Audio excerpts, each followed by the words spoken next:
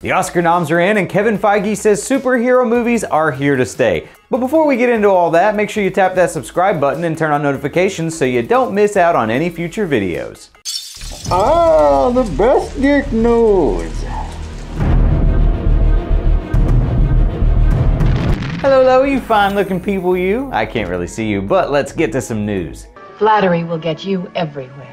Today, the Oscars announced their nominations, and Black Panther Wakanda Forever has earned a total of 5 Academy Award nominations for Best Original Song, Best Costume Design, Makeup and Hairstyling, Best Visual Effects, and Best Supporting Actress for Angela Bassett, which is the first ever acting nod for Marvel Studios. Very nice. Additionally, The Batman earned 3 Oscar nominations for Best Sound, Best Visual Effects, and Best Makeup and Hairstyling. Hopefully that last one is because of Penguin and not for Rob.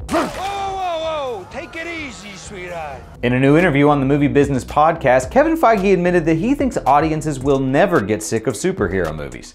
Speak for yourself. Feige explained his reasoning by referencing how many comic books they have yet to adapt, saying, quote, "There's 80 years of the most interesting, emotional, groundbreaking stories that have been told in the Marvel comics, and it is our great privilege to be able to take what we have and adapt them. Another way to do that is adapting them into different genres and what types of movies we want to make." I love cinema. Last night on the Raw 30th anniversary, we got a sneak peek at WWE 2K23 Showcase Mode, which this year will be focused on John Cena's 20-year career. The twist this time around is that instead of playing as John Cena, you get to play as Cena's opponents and try to beat the shit out of him all over again.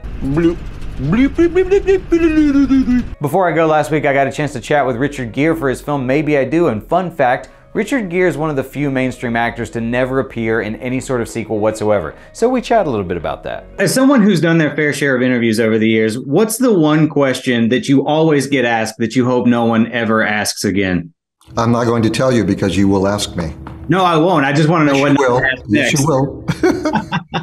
Now, you're one of the few mainstream actors you've never made a sequel to anything, and that blows my mind when everything today is so built on a franchise. Was there any particular reason why you decided to never pursue a sequel, and what's the closest time you ever came to making one?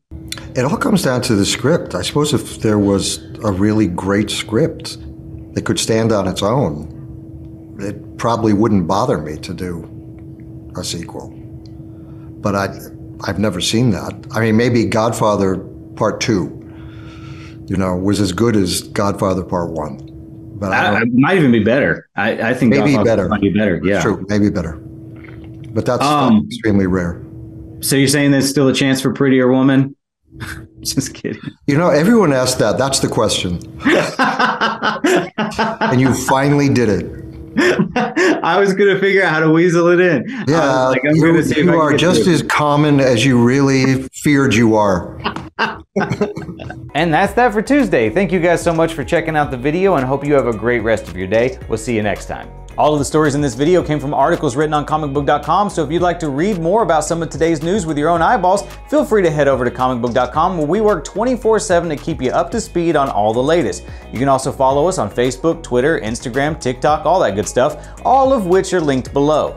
If you're someone who likes listening to other people argue for hours on end about this sort of stuff, we've got you covered there as well with Comic Book Nation, hosted by Kofi Outlaw every Friday, or our Marvel-focused podcast hosted by my best frenemy Brandon Davis, now on Thursdays. If you want some behind-the-scenes antics or previews of my cosplay, or you want to know what it's like to live on a spaceship for months at a time with no genuine human interaction, find me on Instagram @CKComedy or Twitter @ChrisKillian, all linked below.